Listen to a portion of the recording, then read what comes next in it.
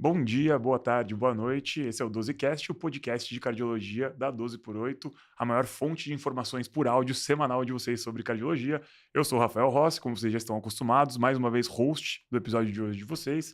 E hoje é um bate-bola. Tô aqui com o Vitor Benfica. Vitor, um prazer inenarrável estar de volta contigo nesse 12Cast, meu irmão. Fala, meu querido, é um prazer dividir não só o nosso dia no trabalho, quanto aqui também no 12Cast com você e hoje em dupla. Uma intimidade a mais aqui, eu e você. Com certeza, meu amigo. Inclusive, somos dois sofredores, que hoje é semana da final da Libertadores. Você botafoguense, eu São Paulino. Cada um torcendo pro time contrário nessa semana, né, Vitor? Então vamos chorar as pitangas aqui. O estádio podia explodir, mas enfim. Exato, não já vai caiu um cometa, isso. mas já que não vai acontecer... Não cancele a 12 por 8. Exato. Enfim, a gente tá falando aqui mais um sentimento mesmo, é uma questão de emoção. É, um sentimento uníssono que é vamos Mengão, né? Pelo amor de Deus. Bora Verdão, bora Abel. Bom, a ideia de hoje, inclusive, é a gente falar de um tema que já tem algum tempo que é estudado, mas que a gente não tinha trazido ainda no 12Cast. A gente comentou, inclusive, em alguns congressos já estudos sobre esse tema, mas a gente já estava na hora de falar os pormenores do tema. Inclusive, que é sobre fadiga mitocondrial, né? A gente vai chegar lá, mas não desista da gente ainda, tá? A gente vai falar de fadiga mitocondrial, mas vai falar a real sobre a fadiga mitocondrial. A realidade. Quando que vale a pena a gente pensar justamente nisso, né? O Vitor, recentemente, ele escreveu uma 12 News Prime sobre a reposição de ferro na insuficiência cardíaca. Se deve ser feita, se não deve ser feita, quando, como, por quê. E aí, desde que ele escreveu isso, foi em setembro do ano passado, foi justamente reler para estudar para esse 12Cast, que foi uma fonte incrível de conhecimento. Obrigado, Vitor. A gente tem alguns artigos novos, meta-análises, então tem dados novos já nesse último ano, e a gente não tinha nem falado de 2024 sobre esse tema. Então a gente trouxe agora, em 2025, para tentar discutir um pouquinho, né? A insuficiência cardíaca, diferente... Acho que de outras patologias, por exemplo, hipertensão, né? O paciente toma muito remédio, a gente começa a pensar em desprescrever para ele aderir melhor. Né? Esse é o contrário. Às vezes o paciente é tão ruim que a gente pensa em métodos alternativos de tentar melhorar esse paciente, e o ferro apareceu como uma boa porta para a gente pensar nisso, né, Vitor? Com certeza. E existem muitas dúvidas que giram em torno da reposição de ferro na IC, né, Rossi? A gente vê muito isso na prática, né? Por exemplo, quando que eu vou rastrear a deficiência de ferro? Como? Né? Porque eu já vejo pessoa pedindo TBIC, todo aquele rastreio funcional, né, do ferro, saturação de transferrina, ferritina, ferro. Não. Como que eu posso pedir? O que eu tenho que pedir? Né? Para quem? O cara tem que estar sintomático? Não tem que estar sintomático? Né? Como que eu vou repor? Se é pela via oral, se é pela via endovenosa? Quando que eu vou repor? É uma vez só? Eu tenho que revisar quando? Então, acho que existem muitas dúvidas que a gente vai traçar aqui hoje, um podcast até muito mais prático do que teórico, mas sempre trazendo a nuance teórica do embasamento de tudo que a gente vai conversar aqui também, claro, né? Perfeito, né? Então, falando da intervenção, já que você levantou essa bola da fadiga mitocondrial, por que o ferro é importante nesse paciente com insuficiência cardíaca? É só quando a gente tem um paciente que está anêmico e com deficiência de ferro, então o benefício é a gente melhorar o hematócrito desse paciente? Ou não? Existe alguma coisa a mais que faz isso ter um benefício clínico que eu já vou dar o spoiler, né? A gente deve repor o ferro quando o paciente precisa, e a gente vai falar dos critérios do porquê, mas qual que é o racional para a gente pensar nisso, para então começar a fazer sentido o porquê a gente estudou disso daqui para frente? Bom, a primeira coisa é entender a anemia / deficiência de ferro, né? A anemia a gente sabe que para homens é uma hemoglobina menor do que 13, para mulheres menor do que 12, e isso está independente do ferro no paciente com insuficiência cardíaca por alguns motivos, né? Tem o contexto da própria doença ter um mecanismo congestivo dilucional, tem a questão do nosso paciente ele ter potencial para fazer tanto deficiência de ferro como anemia, pelas perdas gastrointestinais no contexto de pacientes que fazem uso de DOACs, pacientes que fazem uso de antiagregante plaquetário. Até porque a principal causa de insuficiência cardíaca do mundo com disfunção ventricular é miocardiopatia isquêmica, né? Exato. Então, não é raro que a gente vai ter um paciente usando ou pelo menos um monoantiagregante plaquetário, pelo menos um AS, ou eventualmente um anticoagulante, ou até uma combinação das duas coisas, Perfeito. Né, Vitor? E aí as perdas se exacerbam ainda mais, o paciente vai incorrer com os dois problemas que a gente está citando aqui: a anemia e a deficiência de ferro por perdas por conta da anemia. E outra, a IC é uma doença crônica. Você pode ter anemia de doença crônica, né? Entre outras, a própria cardiorrenal, né? Gerando a nível de rins, né? Uma deficiência de ferro e no contexto... Desculpa, deficiência de ferro não. Uma queda da hemoglobina, uma anemia por conta da cardiorrenal e aí você não tem a produção eritropoetina. Então, portanto, você vai ter anemia com muita recorrência no paciente com insuficiência cardíaca. Agora, a deficiência de ferro em si também engloba esses fatores, né? E mais um mecanismo desabsortivo do nosso paciente, mais um mecanismo inflamatório, né? Com níveis aí de hepcidina explorados. Exatamente, acho que são os dois mecanismos mais interessantes, né? Porque a gente vai ter tanto um paciente que geralmente tem uma hipertensão esplâncnica, né? Então o território gastrointestinal, ele tá com um retorno venoso muito diminuído e isso faz com que haja uma hipertensão ali, por isso, inclusive, o paciente pode incorrer com ascite. Isso já diminui a função, tanto a gente pensa, né, na cardiorrenal, a gente perde um pouco da função renal, porque também tem uma hipertensão ali no sistema renal. O sistema gastrointestinal é a mesma coisa. Então, a função absortiva do sistema gastrointestinal, quando a gente tem um paciente que está muito descompensado, ela cai. Tanto que, invariavelmente, a gente vê um paciente com inapetência, né? Porque ele não consegue absorver os nutrientes como ele deveria. O baixo débito crônico também, né? Então, estou pensando do outro lado agora, não só o paciente que está mais congesto, mas o paciente que está com baixo débito crônico, que está com uma insuficiência cardíaca bem descompensada nesse cenário, ele também não tem uma perfusão adequada do sistema gastrointestinal e não consegue absorver muito assim por conta disso. Mas acho que o mais importante é essa inflamação crônica, né? A gente tem um aumento de interleucina 6, a gente tem um aumento de TNF-alfa, e isso tudo faz ocorrer um aumento de hepcidina. Esse aumento de hepcidina diminui a função de ferroportina, que é tanto uma molécula que pode melhorar a absorção intestinal de ferro, como é uma molécula que também é responsável pela liberação dos sistemas para o ferro endovenoso e circulante, né? Então, a gente pode ter uma carência por não absorção do ferro, como a gente tem uma deficiência funcional do ferro, você fala isso muito bem na sua Prime, né? Que a gente tem estoques altos, mas a gente não consegue manipular, a gente não consegue mobilizar esse ferro dentro do corpo. Exato. E no próprio cardiomiócito você tem uma captação intracelular menor de ferro também. Então, já convencemos, eu acho, que do ponto de vista fisiopatológico, essa redução é muito clara nos nossos pacientes e, de fato, a epidemiologia da IC e deficiência de ferro são muito correlatas, né? Nós temos um componente de, mesmo pacientes assintomáticos, metade dos pacientes, tem estudos observacionais que comprovam isso, tem deficiência de ferro na IC.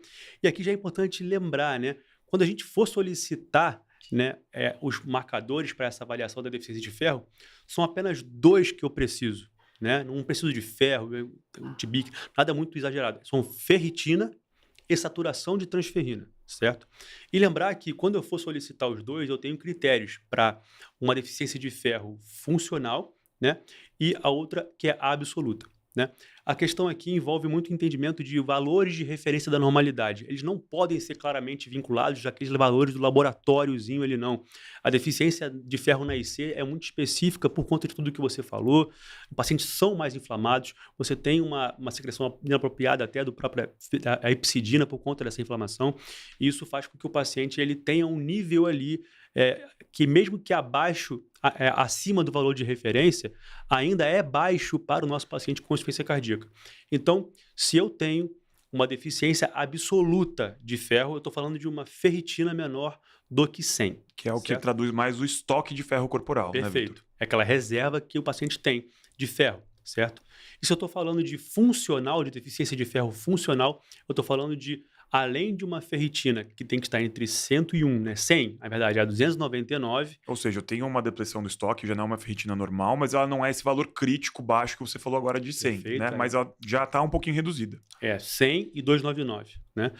Associada a uma saturação de transferrina menor do que 20. Então, eu tenho que estar combinado aí para poder falar que é funcional. Ou seja, eu tenho ali aquele estoque, mas não consigo carregar para o meu organismo aproveitar daquele ferro. Então, entendendo isso, você consegue raciocinar até qual o contexto fisiopatológico da própria doença da insuficiência cardíaca.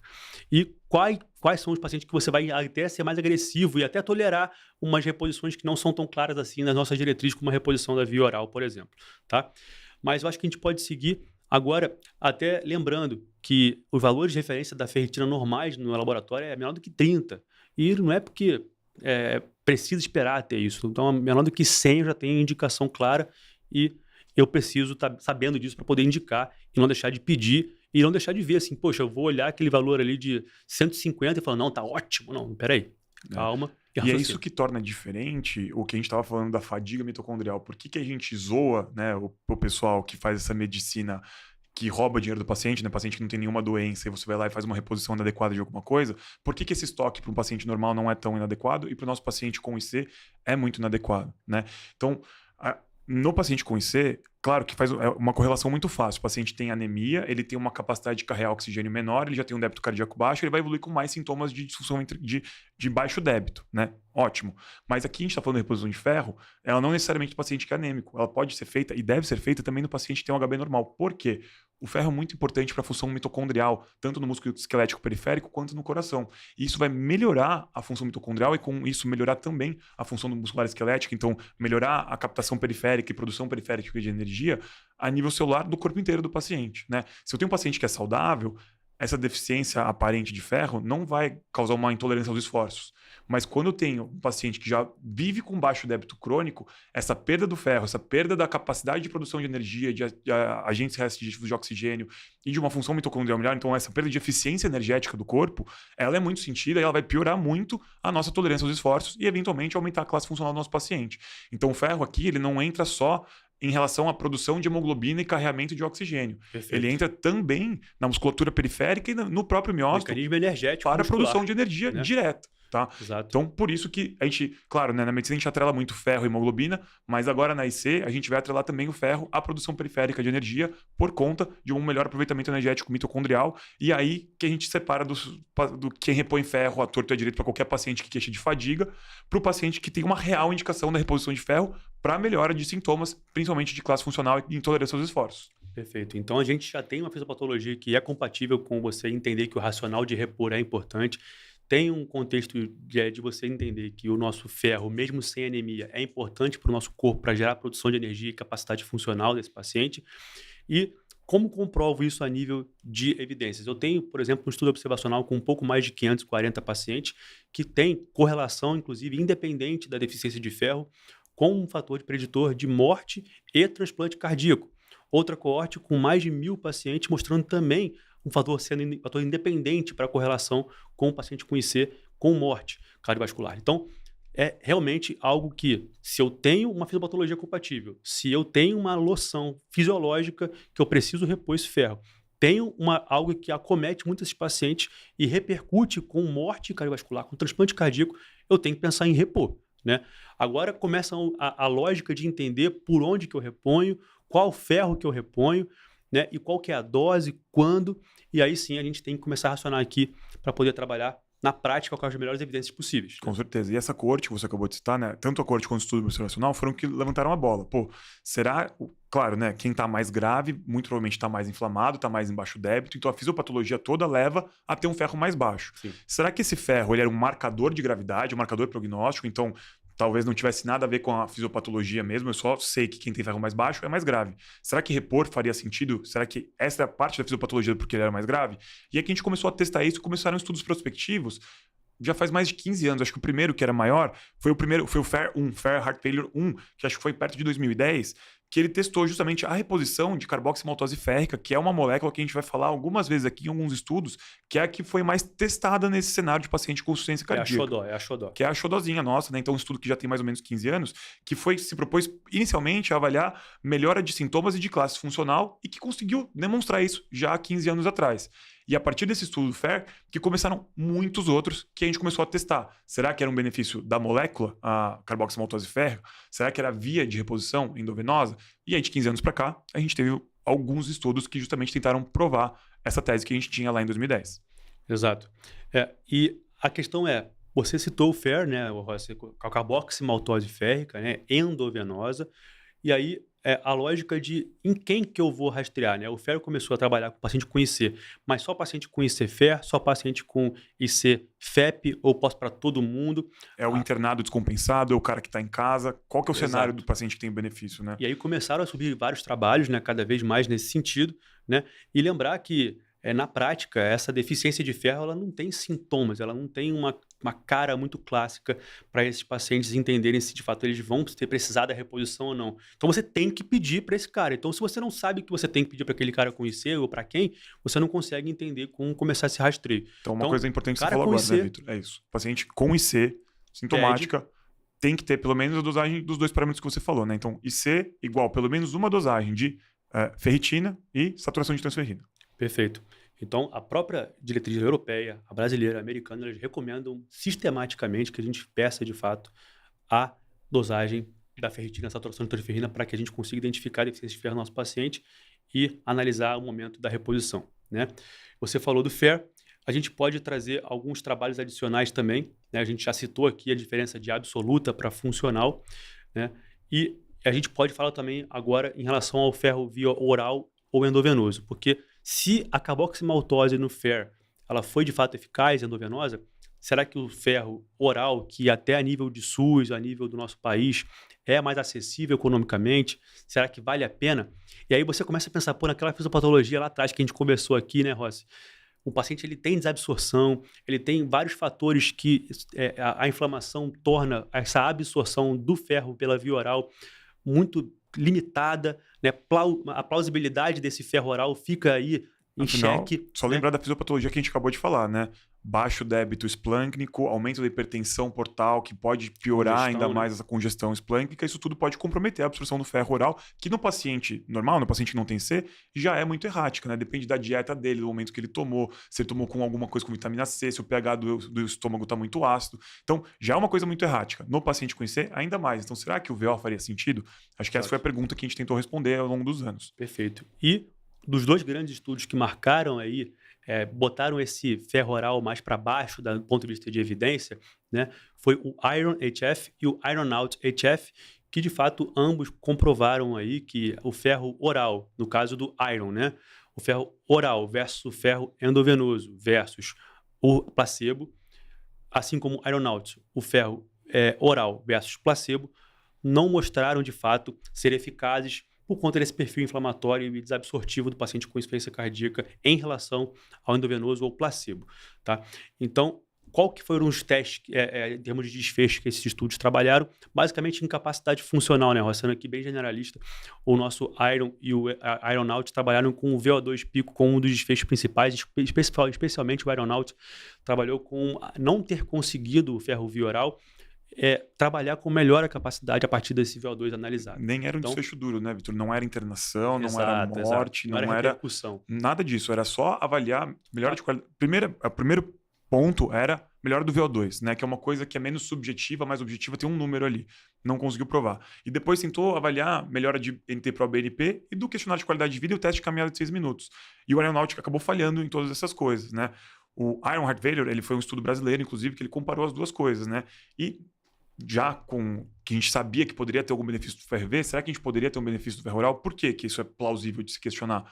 Porque é muito mais barato, né? A nível populacional seria muito mais fácil a gente dar ferro via oral. Pra vocês terem noção, a carboximaltose férrica hoje, né, em 2025, a reposição dela, a ampola dela está custando perto de R$700. Se você vai em um centro de infusão, custa mais de R$1.100 para fazer essa reposição.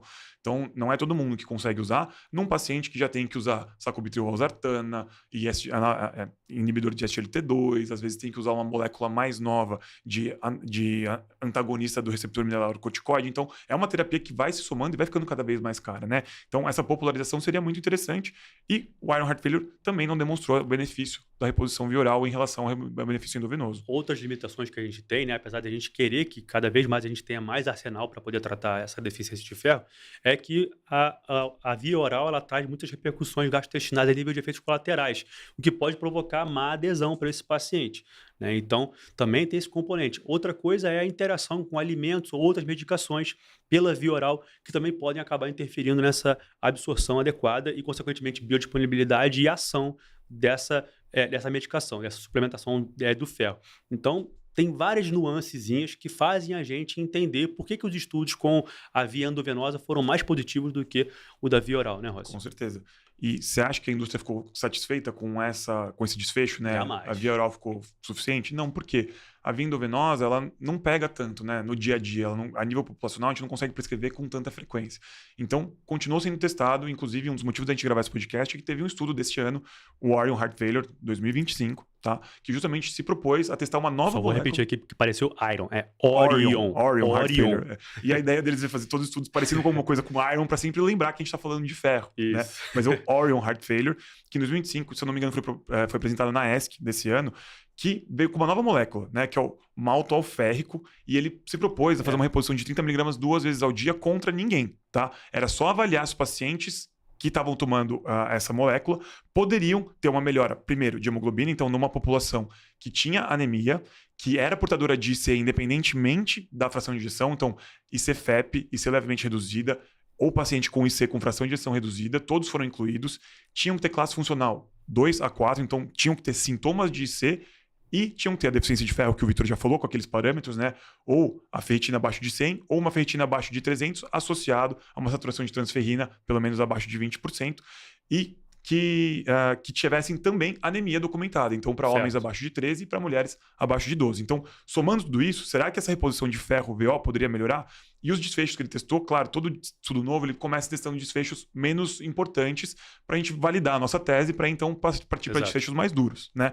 E o Orion, ele começou justamente testando uma melhora de hemoglobina, e isso aconteceu no grupo que usou o ferro, o maltol de ferro, acabou melhorando 1,2, mais ou menos em média, de ferro, melhorou o teste de caminhada de 6 minutos e houve melhoria significativa do questionário de qualidade de vida.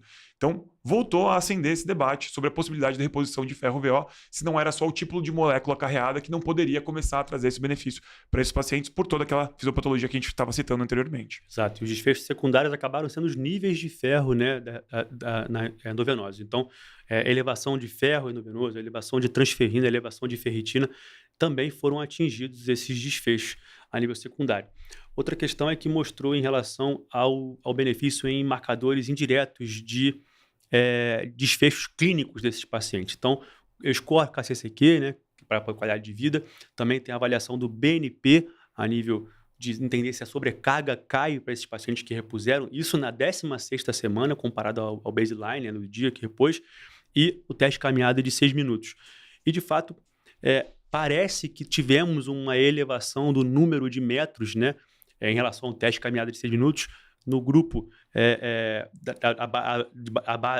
da linha de base, né, de 0, foi 298 de metros, e o grupo depois conseguiu caminhar 335. É claro que é um estudo pequeno, aberto, né, então a gente tem que... Com a mesma população, né, testando a população antes da reposição e depois da reposição, né, tem um grupo controle especificamente, mas uma melhora de 10% aí na tolerância dos esforços. Isso, né? E o KCCQ também subiu, né? O nosso score de critério para qualidade de vida também subiu de 65 para 76. Então, foi algo que dá uma luz aí, né, pro fim do túnel, para entender se esse ferro, que aí a Brasileirando fica maltolato férrico, né, que não tem no nosso país aqui no Brasil, mas que pode ser uma Europa, né? Uma molécula mais ou menos nova, a indústria acabou de tentar produzir para apresentar, então é uma coisa que não está no mercado ainda, mas que vai continuar sendo testada. Então, provavelmente nos próximos congressos internacionais, a gente vai voltar a falar de estudos testando essa molécula, da próxima vez com desfechos mais duros de pelo menos internação e morte cardiovascular aí, eu imagino que seja a ideia para testar.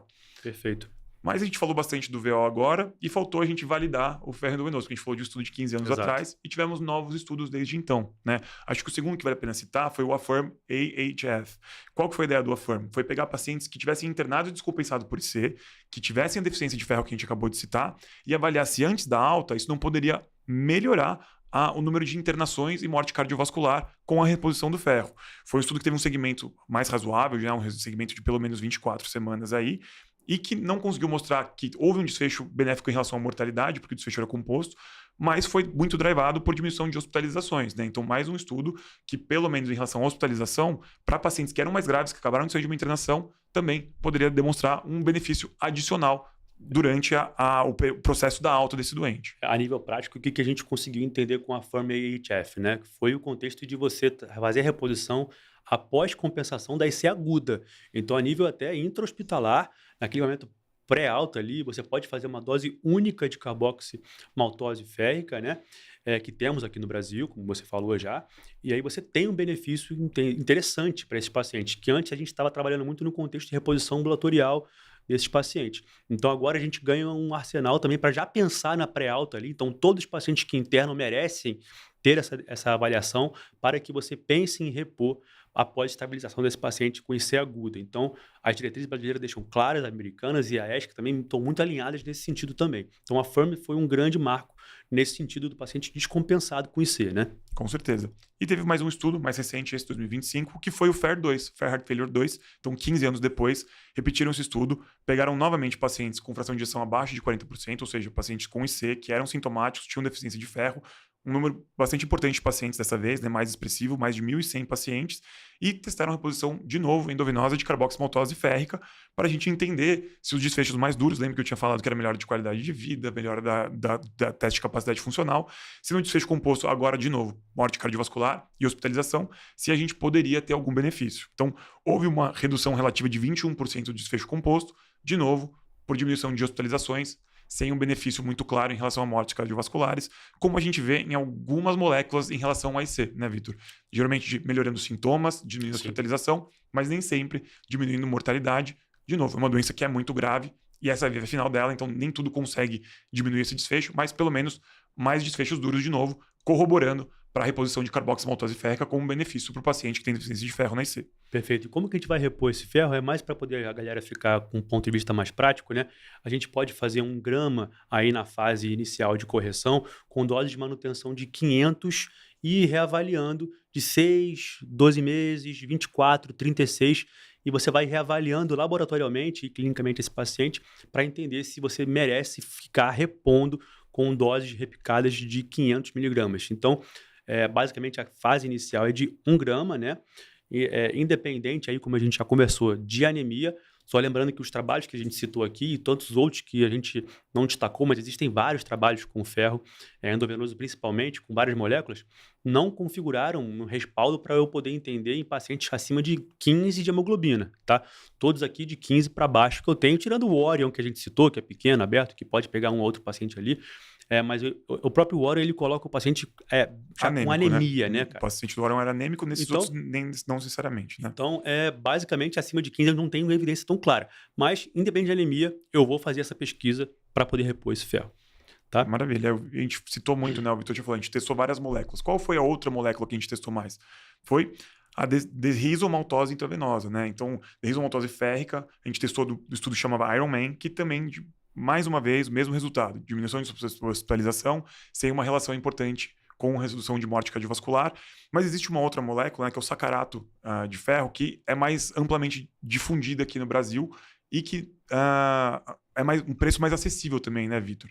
Mas essa molécula, a gente não conseguiu demonstrar um benefício tão claro ainda, ela não foi tão testada assim a nível internacional, né? A americana e a brasileira, elas não configuram uma recomendação ainda muito formal com a desrisomaltose férrica.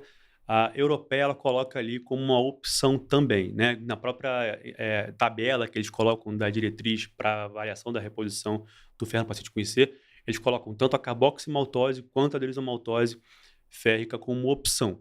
Mas a brasileira e a americana reconhecem exatamente o que você falou das limitações e optam por deixar só a recomendação da carboximaltose férrica como atualmente ainda a ser batida como a maior aí recomendação endovenosa para pacientes com deficiência de ferro e IC. E por que eles fazem isso?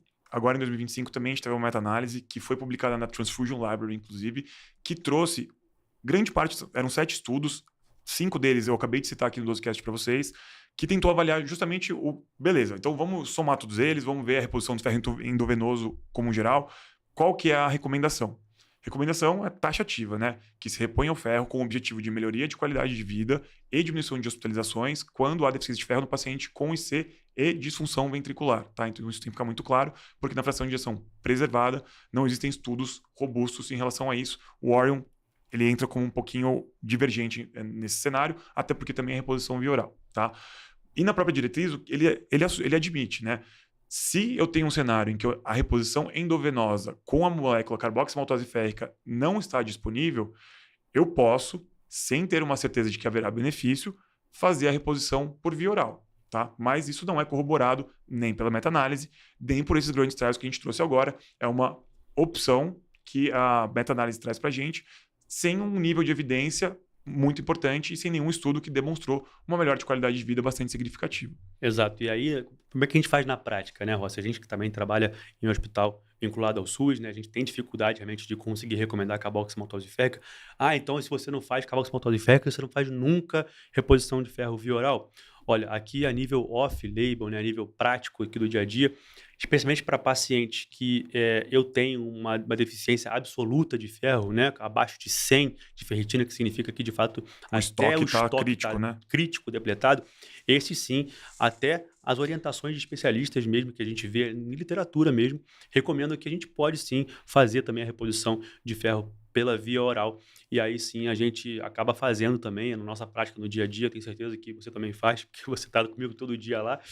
Então, a gente faz, a gente não consegue ficar olhando para aquilo, né, Rossi, e ficar, não, ele não pode comprar carboximaltose, eu não tenho evidência para ferro via oral, então eu não vou usar.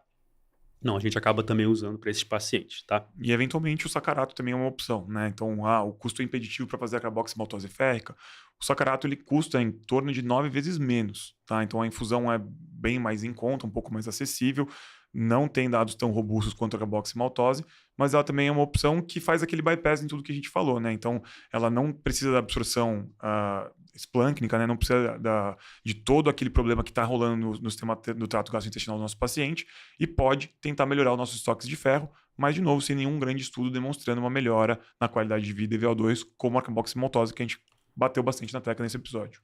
Já para aquele paciente com deficiência funcional, aí já realmente não rola muito em relação à diretriz, é bem mais escasso, já não é mais recomendado pela via oral, e aí sim você tem a indicação muito maior aí para carboximaltose férrica, e portanto é o que a gente acaba indicando. Mas a gente sabe que, a gente falou aqui de vários trabalhos que englobam o paciente com IC-FER e levemente reduzida, né?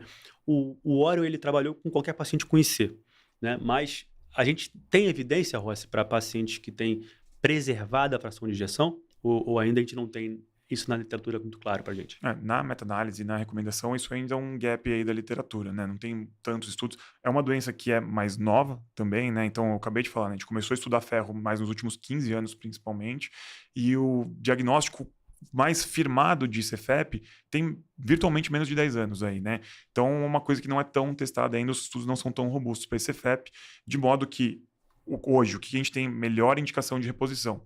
Paciente com disfunção ventricular, sintomático, classe funcional 2 para frente, e que tenham, podem ter anemia ou não, mas que tenham a deficiência do ferro, de novo o Vitor falou, né, que tenham ou uma ferritina abaixo de 100, ou uma ferritina abaixo de 300, com uma saturação de transferrina abaixo de 20, as duas coisas juntas. Exato, e lembrar que a gente está falando aqui que se o paciente tem IC, tem que fazer avaliação da deficiência de ferro. Agora a gente está falando que não tem tanta evidência para IC-FEP, então não são todos assim. Sim, são todos, até porque o paciente com síndrome de insuficiência cardíaca repercute em tudo que a gente falou em relação à fisiopatologia desses pacientes que corroboram em deficiência de ferro e toda aquela cascata de piora clínica por conta dessa deficiência. Então, a gente sim repõe, inclusive alguns estudos mais emergentes, está contemplado inclusive na ESC 2024, né, com o FAIR, HFpEF, né, que é o HFpEF, né, como a gente fala no dia a dia, né, HFpEF, que é aí sim o FAIR vinculado à insuficiência cardíaca e fração de ejeção preservada, que de fato mostram em uma robustez menor de qualidade em evidência que o paciente pode melhorar sim com a reposição do ferro em capacidade funcional comprovada pelo teste de caminhada de 6 minutos e qualidade de vida. Então, também aí a gente está contemplando cada vez mais pacientes. Em relação a isso, né? Lembrar, né? O FAIR-HFpEF ele não demonstrou diminuição de hospitalização, né? Então, para pacientes muito sintomáticos, está ajustando terapia, é uma opção, mas com muito menos evidências do que a gente tem na disfunção ventricular, como a gente citou agora. Mas, de novo, né? É uma coisa que tem que ser testada e tem que começar a engatinhar para a gente justamente poder entender qual a robustez desse dado para a gente continuar prescrevendo na prática clínica. Exato. Bom, eu acho que a gente conseguiu trazer aqui o básico, pelo menos do ponto de vista prático, com algumas evidências mais robustas que a gente tem até hoje. Você trouxe as meta-análises, a gente trouxe o Orion agora com uma esperança aí para o Vioral, a meta-análise que de fato bateu o martelo em algumas evidências que a gente já conhecia. E agora, cada vez mais, a gente está engateando até para outros trabalhos que envolvem terapia híbrida de reposição oral e endovenosa combinadas, porque vai que eu tenho um benefício adicional com a reposição oral, né?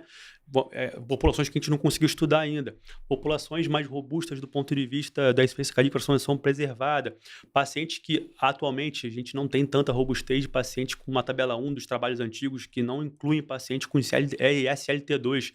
Será que eu tenho benefício adicional em cima da SLT2 também? Então a gente está trabalhando também com propostas de estudos e vinculado a esse perfil de pacientes que não estão contemplados ainda nos trabalhos mais antigos.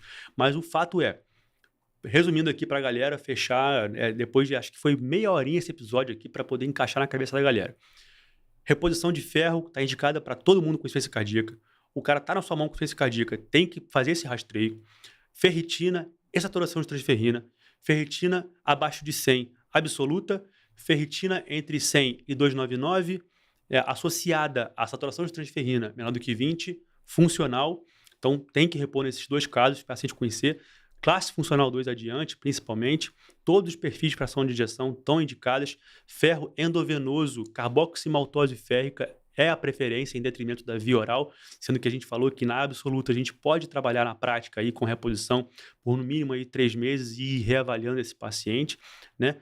E lembrar que você pode utilizar a carboximaltose férrica com robustez de evidência, tanto para ponto de vista do paciente a nível ambulatorial, quanto do pós-insuficiência cardíaca aguda naquela fase já de estabilização em dose única e seguindo, como eu falei com vocês, né, numa dose de 1 grama e 500 conforme a necessidade depois de 6, 12, 36, 24, 36 meses aí.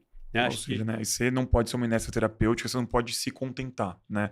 Ah, coloquei Quarteto Fantástico, incrível, que bom, titule as doses, não se acomode com doses intermediárias, se o paciente tolera mais, ele deve receber mais, mas você não pode parar por aí, você tem que continuar rastreando o perfil metabólico desse paciente, que pode ter um benefício sim, adicional, e você melhorar a qualidade de vida dele e diminuir a chance dele de internar cada vez mais. E claro, só para lembrar também aqui uma pulga atrás da orelha, se o paciente tem deficiência de ferro, não é porque ele tem IC que é a única cláusula exclusiva disso. Lembre-se de rastrear infecções, de excluir outros componentes adicionais que estejam trazendo uma absorção gastrointestinal.